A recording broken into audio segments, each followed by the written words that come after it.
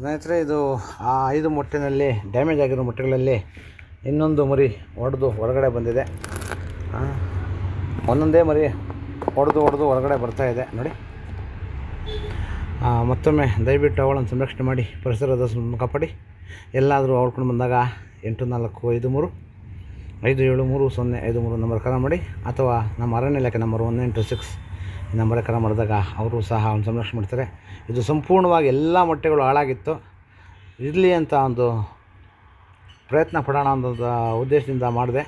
5 ಮೊಟ್ಟೆಯಲ್ಲಿ ಸುರಕ್ಷಿತವಾಗಿ 3 ಮೊಟ್ಟೆಗಳು ಬಂದಿದೆ.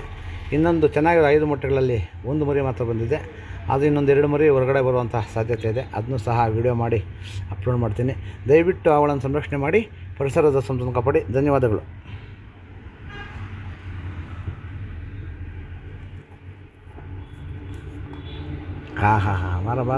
ಬಾರ. ಹಾಂ ಆಯ್ತು, ಬಿಡಬೇಡ, ನಾನು ಇದ್ದೀನಿ.